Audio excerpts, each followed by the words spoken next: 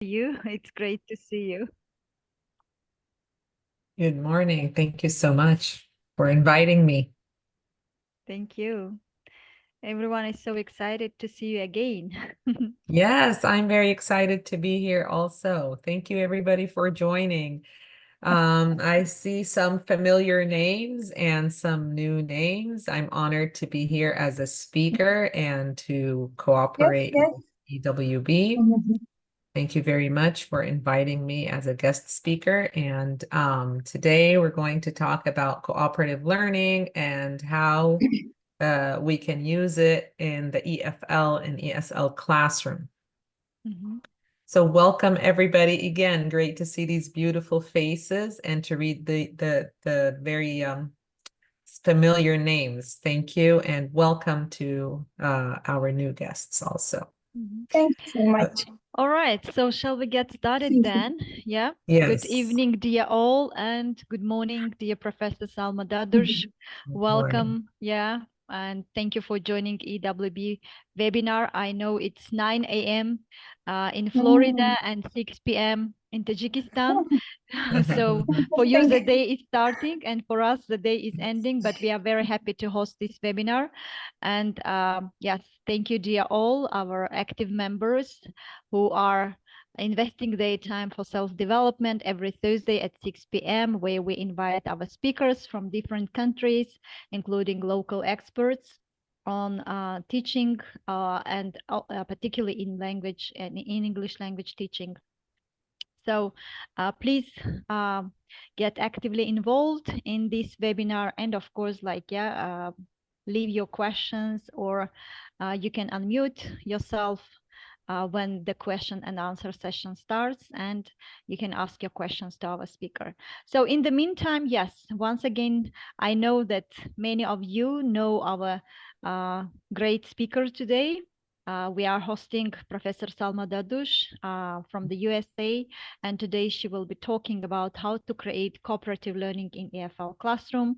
And so our speaker is very outstanding, and she is an ESL professor at Hillsborough Community Appreciate College in Tampa, Florida, and she's also the president and founder of Florida English Academy, an online ESL and teacher training institute. So she has so many great achievements, and I will just mention the recent achievement in 2024. A month ago, Professor Salma Daadoush was recognized as an English Without Borders honorary member for her outstanding contribution in the field of English language teaching, and her contribution to the EWB network and English language teaching community in Tajikistan through her free online course, which she delivered on TESOL methodology, and particularly on 4 approaches in teaching. And all those who were selected for this course and attended this Yes. course and successfully graduated from this course, they were very excited, and I'm sure that they are, enhance their teaching skills as well as, their professional skills. And of course, they will continue their continuous development, professional development through different EWB activities. And today's webinar is also a glimpse to how create cooperative learning in EFL Classroom. And with great pleasure, I'm giving the floor to our speaker, Professor Salma Daadoush. Over to you. And please don't hesitate to ask your questions after her presentation when we have question and answer sessions. Thank you, dear all. And over to you, Professor Salma Daadoush. Thank you. Thank you so much for this very nice introduction, Nasiba. And again, it's a real pleasure to be here and to see you all again and to work with you all again. We did in our teacher training course, those of you who were with me in the teacher training course, I think we did talk a lot about cooperative learning. And I always like to talk more about this topic because I feel that it is the essence of teaching English as a foreign language. And it's what makes our classes interactive, entertaining, meaningful and fun. And most importantly, with what makes learning really fun for our students. So I always like to talk about this topic. Some of the information I'm going to be talking about today might be repetitive a little because we did cover it, but it's always good to reinforce what we took, and some other information is new, hopefully. All right, so without further ado, I'm going to go ahead and start. I will share my screen with you guys. And again, we will do like some throughout the webinar, like little breakout rooms, time for breakout rooms, and have like some activities. So this will be a little interactive, hopefully, and it will be entertaining in addition to informative to all of you. All right, so I'm going to go ahead and start with my presentation, and let me put it on slideshow. Okay, so we're going to talk about the cooperative learning in ESL classrooms / EFL. And again, we did talk about the difference between ESL and EFL. Okay, the reason why I always remember ESL is because for me it's ESL, for you it's EFL. In the United States, because it's an English speaking country, we consider ESL what we do is ESL, or English for academic purposes, or English as a second language. In countries where English is not a spoken language as a first language, of course, it's considered EFL. So you get the point. All right, so introduction to cooperative learning. And what is cooperative learning? When we want to look at the definition, it is an instructional strategies where small groups of students work together on a common task. And key characteristics: interdependence, individual accountability, face-to-face interaction, social skills, and group processing. Cooperative learning is just amazing. And in my experience, cooperative learning is a way to teach language, to teach social interaction, to teach individual responsibility, to teach cooperation, to teach a lot of things, even including body language, because you're focusing on eye contact, you're focusing on using gestures to explain, to feel that you are always responsible for teaching the part that you're working on. So you're always involved. You're involved in learning the material and teaching the material, and contributing to a group, to a whole group success and group learning. So I feel that cooperative learning is much more than just group work. A lot of people will mix group work with cooperative learning. Actually, it is not the same. In group work, we're focusing on having students using language in a group and interact in a group, which is very important, very essential for teaching a language and for using the language, for practicing the structures. However, in cooperative learning, it goes beyond that. Cooperative learning is not, first of all, an approach that we use just for teaching English. It can be used for teaching science, for social studies, for math even. Of course, not all activities. But we can use it with a lot more than just English. Okay, so that's first of all. And then also cooperative learning, you're working with a group to complete a task, not just to practice the language. So we can use it in task-based learning, content-based learning, all of the different approaches that we talked about, we can use with cooperative learning. So for example, if I'm teaching science and I'm doing a science project, I will assign a science project to a group, and the students will be working together on completing that project. And they are responsible because each one is responsible for contributing to something in that project. So at the end of the day, you're teaching them accountability and responsibility, because the success of the group depends on the success and the completion of the role of each individual in that group. So they're held accountable. Whereas when I'm just doing a group activity, the student is just practicing the language structure and they are responsible for their own learning. So if they don't say it right, they are the ones who will pay the price for it. But in cooperative learning, we are judged as a group. We are responsible to complete a certain project or to learn something particular as a group. If I don't do my part, my group members are going to be affected.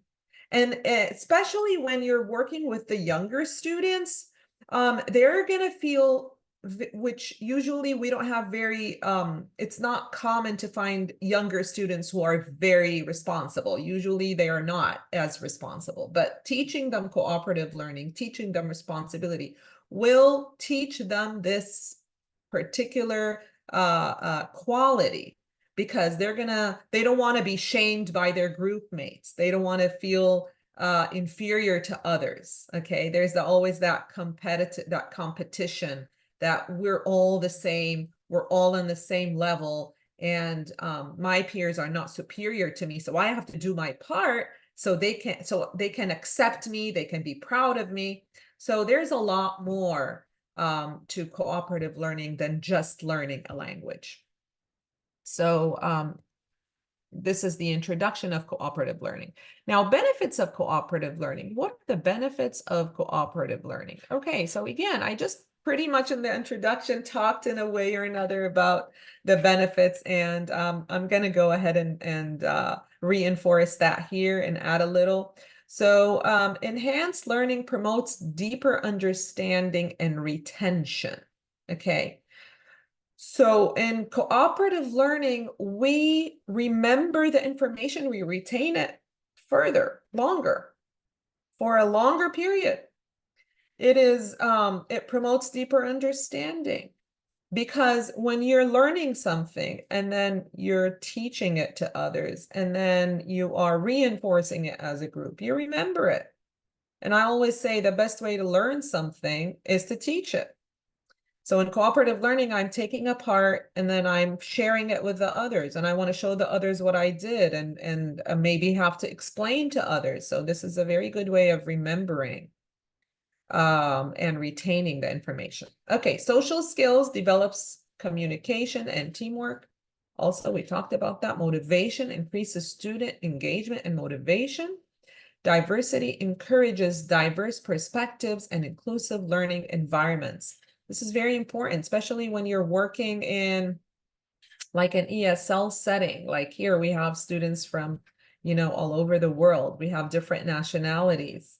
Even if you're doing, even an EFL setting, you have students from different maybe cities, different backgrounds. Okay, so encouraging everybody to participate and to let them feel equally important in the group encourages diversity. And it's something that's very important, that we need to learn how to value diversity, value different perspectives, different opinions, different ways of learning, different backgrounds. This is something we need to learn and we need to instill in the coming generations, actually, when we're talking about the younger students. Okay, so that's the benefits of learning. And if we look at cooperative learning in ESL classes, so language practice, it's good for language practice, provides authentic language practice. And again, keep in mind, cooperative learning, just like I mentioned, is used in all different topics and subjects, not just English. I'm focusing here on ESL because that's my proficiency and that's what your background is as teachers. About cooperative learning. I've used it personally in social studies. I've used it in teaching American civics. So it's used in a lot of different subjects. Here we're focusing on ESL. So language practice provides authentic language. Peer support. This is very important. Peer support. Learners support each other in language acquisition. Cultural exchange promotes cultural understanding and exchange. What I usually do when I'm having my students work in groups, I always try to make sure that I have one person who does not speak the same language. Like, for example, if I have a group of students I have Hispanics, I have a lot of Asians, I have a lot of Africans and South Americans, and I make sure that in every group I arrange my groups heterogeneously, which means in every group I have somebody who speaks a language that is different, and that will enforce the use of English in the group. So that is very important to make sure that in your group you have people from different cultures, so English is used. In your country, if you have people, all of them are Tajik, and you want to make sure you mix the groups, what I would do is I would make sure that I put groups of students that are not really close, that are not friends. Maybe make it mix, boys and girls, and maybe put them, just students that are not friends. Or if I'm doing adults, if I feel that these people always work together, when you put them in groups, try to break them apart. Don't let them work together, okay? Because you want to get them out of that comfort zone. We all, by default, we all like to work in our comfort zone, and my comfort zone would be my friends or the people who are around me at my desk, and this is my comfort zone. So when I want to design groups and I want them to work in different groups, I will create my own groups. And what I usually do, I have two ways. Either I assign the groups ahead of time, and I will just put like on an index card, maybe put it either on the board, or if I'm sharing my screen, I will just put the names and have each group, for example, follow the numbers. Like, for example, group number 1, these are the names. Group number 2, these are the names. And then I have a card with a number on the table where I want them to sit. So they don't have to argue with me. They just have the index card and they have the number on it. And then I just put it on the table. They go find their number and they sit at the table. Sometimes I do color codes. So group red, group blue, group green. And then I also put a colored index card or like a construction paper on the table where I want them to sit. Sometimes I will have students do like mix and match. And this is something that's really fun if I'm reinforcing like adjectives. If I'm like, for example, I try to use this as a way to reinforce vocabulary words or grammatical structures. So I will have like little index cards or little pieces of paper with different adjectives, verbs, nouns, and then I will say, okay, pick a card, and the students with the adjectives sit here, the students with the nouns sit here, the students with the verbs sit here. And then they have to look at their card. And then sometimes I'll say mix and match. So for example, the picture with the word, with the vocabulary, or opposites, and it just gets them on their feet, and it's fun, and it's a way to get them working, get them moving, and also reinforce what they've learned. Usually I do this as a reinforcement to something I've taught the lesson before. And at the same time, at the end of the day, you have the upper hand, and you are controlling the groups. Okay. Even when I do the adjectives and the verbs, I know who I want. So I'll give them the adjectives, I'll get them the verbs, because at the end of the day, I want them to sit with a certain group. It's very important always to have these groups planned ahead of time, because you don't want it for a time for chit-chatting. It's not a time for chit-chatting, okay? It's a time for them to work. It's a time for them to produce language, to improve, to cooperate, to interact. So you want to make sure that, the groups are designed in a way that will, do what you want them to do. Okay, example activities. We did talk about the Kagan structures, and the Kagan structures are the best example for cooperative learning. Actually, a whole study has been done on Kagan structures and how it fulfills cooperative learning. Kagan structures have been based, when they ever came up with Kagan structures, they were based on cooperative learning. So Kagan structures are cooperative learning strategies. They're designed to promote engagement and learning. So engagement is the key word here, engagement. You want the students to be engaged, okay? And the way they will learn is by getting them engaged, okay?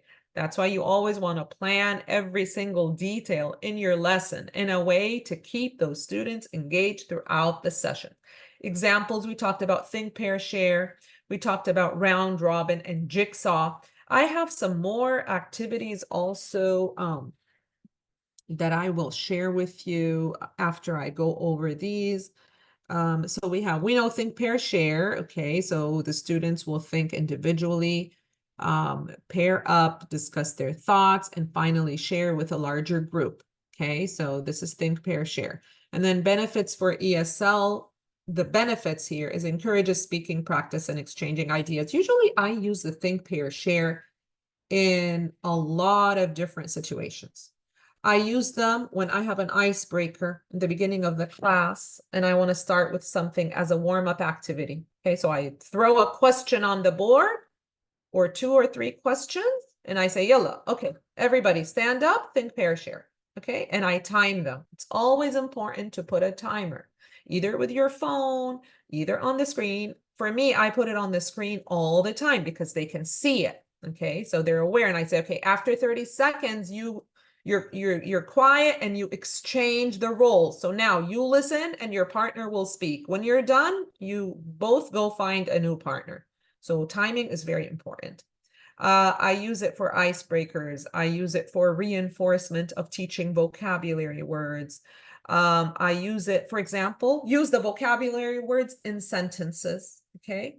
And stand up, use it in a sentence, and I'll be walking around trying to listen. For example, for grammar, use it for grammar, okay? Think, pair, share. Okay, so think of a time when you were a child and you spent your best vacation ever using simple past. Think, pair, share. Okay, you have 30 seconds, come up with your sentence, walk around, listen to those verbs that are used in the past tense. Usually I will have a group of verbs on the board for them, especially if I'm doing irregular verbs. They always need to see the irregular verbs. On the side of your board, put the irregular verbs, a column, irregular verbs, so they look at it every time. They need to remember these verbs, especially the irregular verbs.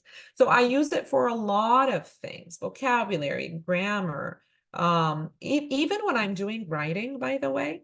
And I will, for example, after teaching the students how to write a certain type of essay, I will have them think, pair, share the topics they want to talk about. So in pairs, for example, what do you want to write about?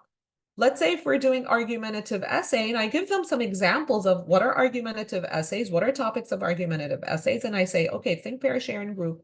What are you going to talk about? For example, abortion, for example, drug addiction, or marijuana, should it be prohibited or not? For example, smoking in public, all these kind of different topics. And then I will say, okay, and think, pair, share, what is the topic and why did you choose it? And how are you going to organize your essay? Okay, are you going to do, for example, introduction, argument for, against, or for, against, for, against, for, against. In argumentative essays, we have a certain 2 different ways of how to organize our essays. So round robin, also we did talk about it, and taking turns sharing ideas, answers in a group. Why do I like round robin? And the benefits provides equal opportunity for speaking and listening. Round robin is very important. When you do like a speaking practice and you say, all right, in groups, let's talk about this thing. What's going to happen? What's going to happen? Usually the people who like to talk are going to dominate the whole conversation. The extroverts are going to dominate the whole conversation.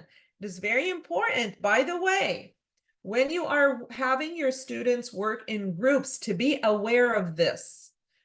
In my experience, don't put an extrovert with a completely introvert person. You're going to intimidate them. Students who are introverted don't feel very comfortable working with an extroverted person. We have the ambiverts, which are in the middle. Those are like, you know, when you play cards, you have the joker. The ambiverts will always be your joker, because wherever you put the ambivert, it will create, he or she will create that balance. But if you put a group of, an ambivert is in the middle. I'm an ambivert. An ambivert is person who will be outspoken when he needs to be outspoken, but then he needs to sit alone to recharge their battery. That's me. I can do public speaking. I can talk, but you know, I have a certain time, and then all of that, I'm just done. And I want to go and sit in my room, listen to my music, you know, just do my exercising or my breaths or my meditation, you know, and recharge my battery. But the extroverts are those who will talk, and they're never tired. And they actually get their energy from people around them. Okay. The introverts are the complete opposite. They're quiet, they're shy. They're very intuitive. They're very creative usually. They're very smart. They're very intelligent. However, they don't like working in groups, in big groups. So what you want to do is you want to take that into consideration. And usually, how do I know this? On the first day of the class, I will have this in one of the questions. I will not ask directly, are you an introvert or an extrovert or an ambivert? There are some questions that you can know online. There are like all these tests about introverts, extroverts, and ambiverts. And then you can just get a few questions and you can ask, for example, if I'm doing writing, write a little about yourself. Are you so, or just answer these questions. Do you prefer doing this? Do you prefer working in larger groups or alone? And then you get the answers and you analyze them. And you know, oh, this person likes to work in a group. So when I'm designing the groups, I take that into consideration. Try to keep the introverts with an ambivert, with another introvert, maybe one. If you're that's, you know, you're hopeless, it's okay, but I try always to make sure I have that balance, because I want everybody to talk. In a round robin, everybody is forced to talk. If I just say speak for 5 minutes, maybe the introverted person will speak for 30 seconds and the extrovert will speak for 5 minutes. And I don't want that to happen. So in a round robin, I will say, okay, round robin, people who are sitting on the right will start first. Go, you have 5 minutes. I'm timing you. What's going to happen? The person on the right is going to start talking, and then the next one has to talk. He or she will not have an option, because in a round robin, you have to go round. And you can I usually do clockwise. Okay, clockwise, person sitting on the right, let's go first. They're forced to talk, okay? And it will force them to come out of their shell and talk. But when you're just leaving it in their hands, guess what? Some of them are going to spend their time on their phone, and the rest are just going to talk forever. Okay, we know Jigsaw, and again, I did talk about Jigsaw for reading, for presentation skills. Jigsaw is very important. Students become experts on one part of the topic and then teach it into their group. You can do this in a group, and you can do this with different groups. If you have a class that's not very big, you can assign, for example, a reading passage and say, okay, group 1 will work on the first 3 paragraphs. Group 2, the next 3 paragraphs. Group 3, the last 3 paragraphs. And then when you're done with your parts, discuss together, and then each one go teach the other groups. So if I have group 1, 2, and 3, now I need one student from 1, 1 from 2, 1 from 3. You're going to form a new group. 1, 2, 3, new group. 1, 2, 3, new group. Form your new groups and go teach what you've taught. So you can do it with the whole class, and you can do it in one group. So in one group, I have, for example, 4 students. Okay, student 1, you're going to do the first 2 paragraphs. Student 2, you're going to do the next 2 paragraphs. Then when you're done, teach it to each other. What are the benefits? Enhances reading comprehension and presentation skills, especially because when they're presenting, that's how they're going to learn it. And I always remember in the beginning, we said, it helps with retention. Cooperative learning helps with retention. How do you learn information? The best way to learn information is by teaching it. Okay, so when you're going to hold them accountable, you're going to say, okay, you're going to teach them. And guess what I do? What I do is after they teach, after, especially if it's like a longer project, I will send out, like, I will give out like little peer review sheets with 2 or 3 questions, maybe something just like numbers, rate your presenter. And you can't imagine how much it plays, the role it plays and the effect it plays on the students when they're going to know they're rated. Okay. And I make it something simple. Did you understand? What did you, if you want to rate yourself from 1 to 5, 5 being the best, how can you rate yourself in learning the material from your friend? Do you think your friend was a good presenter? How can your friend improve him or herself? Just 3 questions. Guess what? It's going to get them on their feet. They want to be rated well. Okay, teaching reading skills, strategies. We have reading, summarizing text, discussing comprehension questions, activities, reading circles, presentations, book reports, reading. These are the activities. So if I'm doing like strategies like group reading or summarizing text or discussion or comprehension questions, how can I use activities to correspond to these strategies? I can do jigsaw reading, which what we talked about. Reading circles, which means, you know, sometimes I like them to sit in circles and read in a loud voice, and students like that. And actually it is important. And sometimes every time I do a reading, by the way, I do it differently than the other, because you don't want them to learn that routine. Routine is boring for all of us. If they learn a routine, they're going to be discouraged. Okay. So today, for example, I want the focus to be not only on reading strategies, but also on pronunciation. So what I do, I play an audio to the reading. As I'm playing the audio, I'm asking them to write 3 things they learned, or to fill in a gap exercise, or to write about 2 facts they learned and 2 facts they would want to teach others, for example. So I would have them listen to the reading, follow, okay, so that they're listening to the correct pronunciation, and then take notes, okay? This is one way of doing reading. And then what I do after that, I say, okay, now sit in circles, read in circles. Every student will read maybe 1 or 2 paragraphs, or maybe 1 paragraph, so it's not too boring. And I'm walking around, I'm listening to their pronunciation, because students like to improve their pronunciation. And that's why they want to listen to authentic language. So reading circles is very nice if you're having them work together as a group and also improve their reading skills and pronunciation skills. Okay. Reading presentations. A lot of times I will say, okay, so in groups, read this, get up and do a presentation about what you read. And I always have questions. You always need to have a framework. Okay.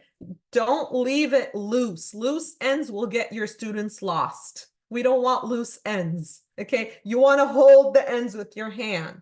So reading presentation, I need 3 slides or 3 index cards. Answer the following questions, 1, 2, 3. Or you design them ahead of time, the worksheets, and you give them to them. And from their reading, they will answer the questions. Book reports also, you always have to have guidelines for everything. So for a book report, for example, you need to have them, okay, I need the title, I need the characters, I need the kind of reading, I need a summary, and I need your final response, or what you think, for example. Why did you choose this book? Okay, this would be a reading report. I don't want it more than 10 minutes presentation, this long, this many slides.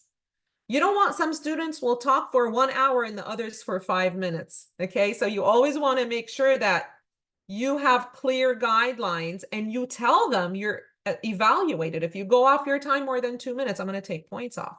Just, you know, set it clear in the beginning. And I always say, you know, if you have clear guidelines in the beginning, you will not have to worry later on.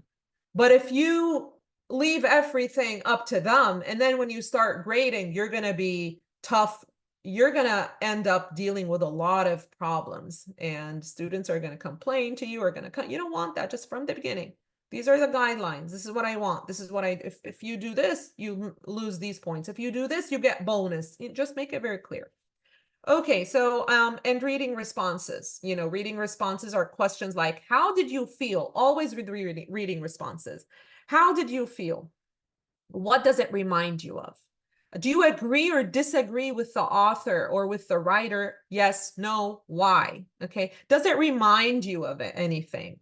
Especially like when you're doing reading, like for example, reading stories. Does this story remind you of anything? Can you think of a person that had a similar experience? What was your reaction? And you give them the adjectives: worried, concerned, excited, surprised, shocked. Why? Okay, always why. Okay, teaching writing skills, cooperative learning and writing skills, collaborative writing projects, peer editing. So I can say, okay, I need this group to write about a project about, for example, and we can do this in content-based learning. For example, Martin Luther King, your group, write about Martin Luther King. This is what I want you to write about. Your group, I want you to write about George Washington. And then I also have to have clear guidelines. Okay, don't come up with a newspaper, just make sure that you have clear guidelines.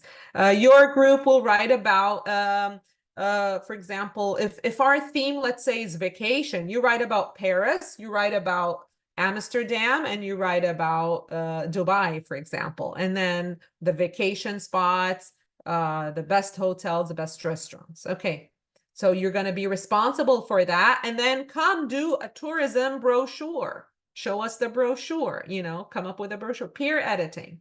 Activities, group essays, story writing. I love story writing. Okay, story writing is when we have like when we're writing free writing, usually story writing, and I will say something like, come up with a story from your folklore in your country. And students just love this. They all want to share about their folklore.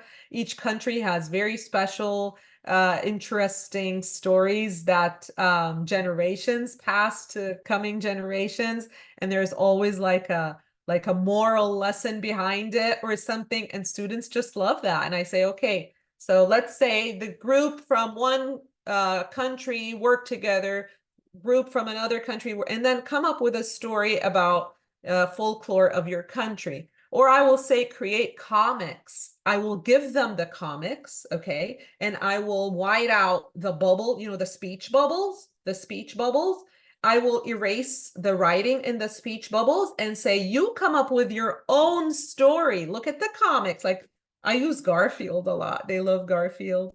And they just love it. And you can't imagine how creative they become. It's just, they become so creative with it. Okay, I think I'm running out of time. So again, professional business journal writing is really good. Journal writing, I say sometimes write 2-3 sentences every day. Take out your journal and then just write it and then share with your group, journal, just what did you do? How do you feel? Something just to encourage them to write. Professional business writing, I'll say write an email together as a group. Imagine you have your manager, you want to write your manager something, you want to apologize for not coming, for not attending the meeting, write an email. Your group, write an email apologizing, or for example, thanking your manager for the award you won. And then each group will work together on writing an email, agenda, report, resumes, all of these kinds of writings. In teaching speaking skills, discussions, role play presentations, activities, we can do debates, dialogues, interview simulations, acting. I love acting. Students love acting. I will do this. I will give them a scenario and say, act it out. Just here's the scenario. This is what happened. Sometimes, like, for example, I will do, and of course, in my scenarios, I'm always reinforcing something I taught. Let's say if I taught past tense, I want to reinforce it the next day. So I will give them a scenario about the past tense. For example, a crime happened in the downtown. The police came. This is what happened. This is one scenario. Another scenario, birthday party yesterday. How did we celebrate? What did we do? How did we... Come up here and act them. What happened? Acting. They love acting. Board games. I will use board games in my class. I have board games like, sometimes I have Sorry. I have, Sometimes I will use Chutes and Ladders. I'll use, this Candyland, the simple board games I use, and I have them speak about their experience about, advertisement creation. They love advertisement creation. Okay, so you guys are going to create something about the best skincare or shampoo, and then why should we come and use yours? You guys are going to create something about technology. Why should we come and buy yours? And then I will give them like a strategy, right? This 5 minutes, for example, answer the structure of what, so what, now what? What is your product? So what, why is important? Now what should I, as a customer, do? I put a structure for them and I say, okay, in groups, this is what I want you to do. Come up with an advertisement, and they become so creative with it. Teaching listening skills, we have group listening, exercises, summarizing, spoken content, group listening exercises such as maybe you can have them listen to any authentic listening documentary and then summarize what they listened to. They can do audio clips, maybe from the news. Maybe I get something that they like. So for example, students just love Oprah Winfrey. I'll get Oprah Winfrey and I'll have them watch something short or listen to them and then write their reaction. What did she remind them of? How did she inspire them? Get a person that people like. Get a person that has influence and then let them listen to that person is saying. For example, Prince Charles, I let them listen to Prince Charles. Peer explanation. So listen, and then what did you learn? Speak to your friend. Usually I'll have questions, then answer these questions, explain to your friend what you learned from the listening, listen to songs, fill in gaps. Students love this. There's a song, The Happy. You're happy if you're happy and you know it. There's a song about this whole nice song about join us if you're happier. They love it. I'll play a song like that, and before I start the class, it just gets them on their feet and it just boosts their energy and it gets them working. And yeah, and then songs, watching video clips, these help a lot with listening skills. Integrating all four skills. If you want to use all four, like reading, writing, speaking, listening, holistic approach, using integrated activities that combine reading, writing, speaking. For example, project-based. Again, project-based learning is when you give them a project and you say, do a whole research about so and so. So in your project, you're going to have to share a listening. Where did you get this information from? Show us the documentary. Then you need to speak about it and convince us why you chose this project. Let's say, again, if we're talking about the country's best vacation spots. Okay, maybe listen to review people who actually have visited this city and what they think about it. This will be the listening, summarize what they said. Okay, then try to do a presentation to convince us why we should visit this city and why you chose it. And then write a report about it. And then share with us a reading that you got, an article about Paris, for example, if we're doing Paris, and summarize the article. So this will be like a project that will cover all the four skills, and it will be all based on cooperative learning. So we'll have them working in groups. What are the challenges and the solutions? Okay. Challenges, group dynamics. The group dynamics means the kind of groups. Again, we talked about this in the beginning. Varying proficiency levels and assessment. Okay. In cooperative learning, sometimes you have different levels and sometimes you have different group dynamics. So for example, I'll tell you, I've taught many different backgrounds, and I've taught many different nationalities, and I consider myself a person who's very bicultural, and not even bicultural, but multicultural. But sometimes, even though you are faced with some challenges, so you have, for example, a person I've taught some students from Saudi Arabia who did not feel comfortable working with men, for example. And I totally understand that. And sometimes trying to find a group of women only, you have more men than women, and then you have that little challenge there. Sometimes you have a group of, for example, me and my husband are in the same class, and we always want to be in the same group. And you have to worry about that too, you know? So group dynamics can be sometimes challenging. Varying proficiency levels. And again, this can be a real challenging one. You don't want to put students who are very advanced with students who are not. This is something we try to address. Sometimes it can be challenging. If you have a group of students that, like if you have a class that the majority of the students are very advanced, then you want to mix them with someone else, and they will feel like a threat to the poor or weak students. So that can be a challenge sometimes. You're lucky enough if you have students of the same level. You're considered lucky, but sometimes you have a student who's very advanced. This can be a challenge. Assessment can be a challenge if you have a big class and you're walking around. How can we, and they're doing all the group work, how can we address these problems?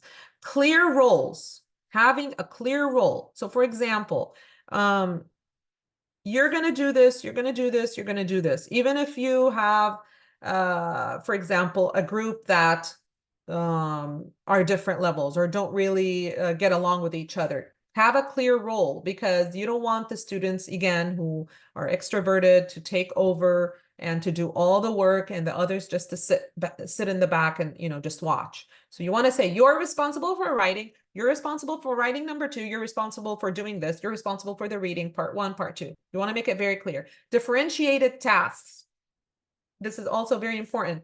Give a clear task and differentiated tasks. So your task is this, your task is this, your task, each group has a task, each person in the group has a task. Okay.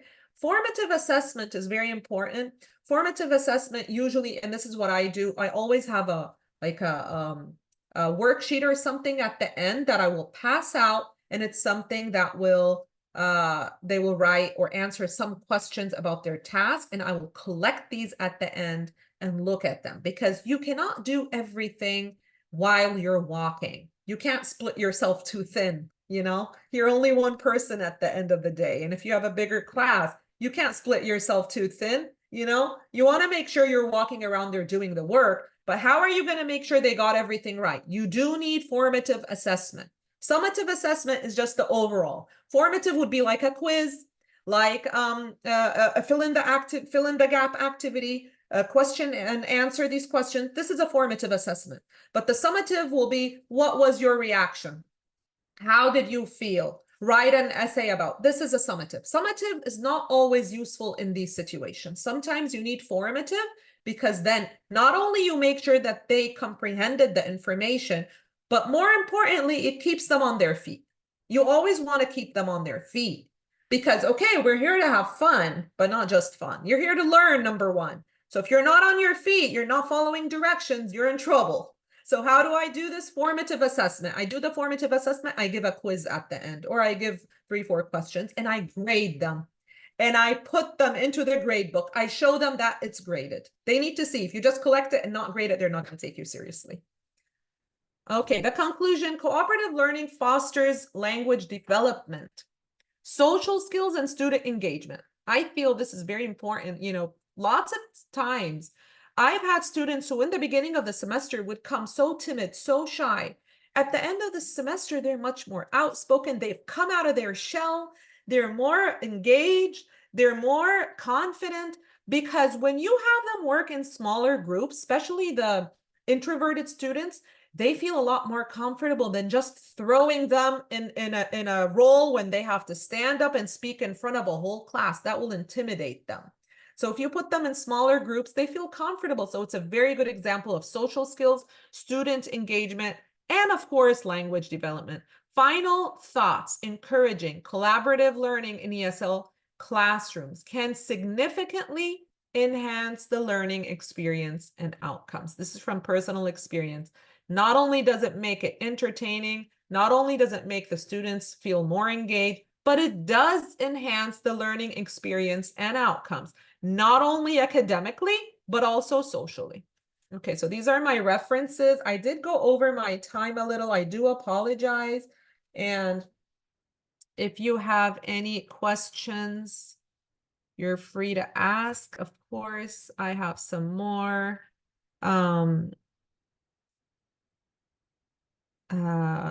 Kagan structures I promised you to show. I wanted to do breakout rooms, but my apologies, it just took longer than what I expected.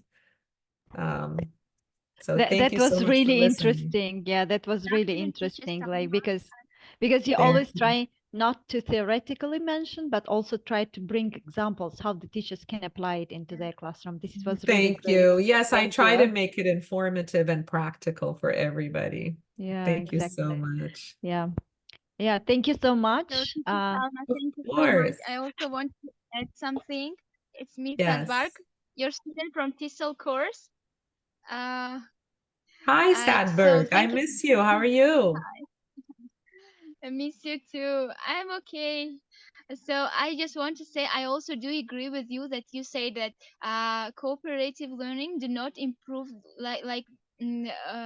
students in their academic, uh, but also in social. Um, student become more open-minded, and I completely do agree with you. And also thank you for so much for activities that you shared with us. So I You're made some welcome. notes and they are so cool. I will use them. Thank you so much. Well, I'm glad. I'm glad. I actually have a couple more I can share with you guys if you like. Anybody else has more questions? Yes, yes, please. Yeah, dear all, it's time for your questions. Yeah, we have a question from Bahti Begim. She's asking, how do you address students with lower level that become frustrated during collaboration? Again, with students with lower levels, I try to peer them, I try to group them together. Okay. And if I group them with people who are maybe a little bit more advanced, but not too much more advanced, because you don't want them to feel intimidated or threatened by those who are a lot more advanced than them. So you try to put them with students who have a similar level, and I give them more work. This is differentiated learning. You're not going to give the same task. A lot of times as teachers, we are faced with students from different levels. You cannot give the same exact task to everybody. You can give them something that is more interesting to them, okay? But at the same time, they're using the language skills you taught. So, for example, what are they familiar with? Something that they can write about, something they feel comfortable writing about. Usually the best thing students like to write about is their culture or their personal experiences. Everything you want to make it fun, personalize it. Give me a personal story. Give me a personal experience. Remind me of a time when you were doing that. Anytime you want to engage a student, the easiest way to do it is to reflect it on them. If you're teaching something, okay, can you think of a similar experience? Tell me a time when you did this. Tell me a time when you know someone who did this, a best friend who did this. Once you once you personalize it and let them feel that their voices are heard, their opinion is valued, they feel a lot more comfortable. Because I'll tell you, the most important thing when you're working with a student of a lower level is to let them feel that they're accepted and loved. We all want this wherever we go. We want to feel we're appreciated. We want to feel we're loved. Okay. So you want to create that environment, that safe environment for them, that they're free to say what they want. Even if they're poor, don't let them feel that they're weak or something. In my experience, I've had students who have autism. I don't know if you're familiar with autism. It's a learning, Yeah. psychological Mm-hmm. kind of a disorder. They're high functioning, but they're just socially weird. Okay. I never let them feel like this. Whatever they say, I just want them to feel they are in a safe environment. This is the most important thing, because trust me, 75% of why you're weak is low self-confidence. This is 75% is low self-confidence. Either when you were brought up in a weird way, or your parents suppress you, or you are raised in an environment where there's a lot of competition and they keep comparing you to someone, or lots of things affect the confidence. Once you have low self-esteem, you become a low achiever. Okay. So we want to work first, in my opinion, on building the safe environment, putting them in a group where they feel they can thrive, students who are close to them, giving them a task that's easy for them, that they can do well, a little challenging, but not too challenging. Because there's something called the chain method.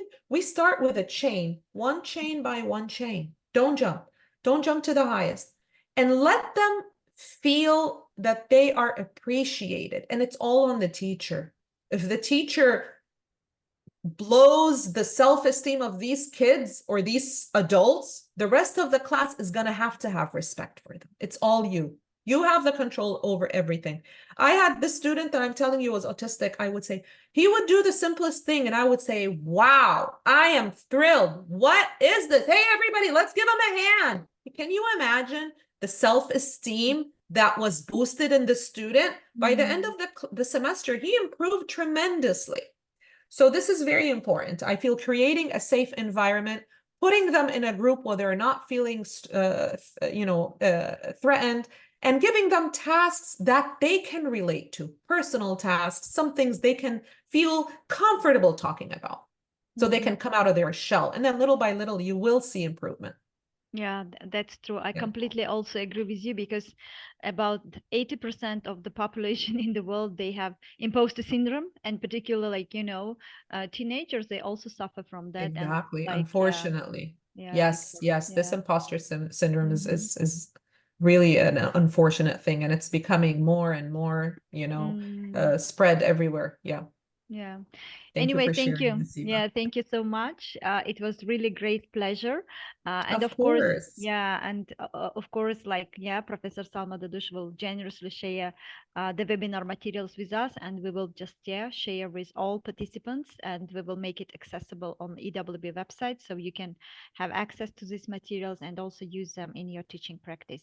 So last minute questions. Like if anybody has last minute questions.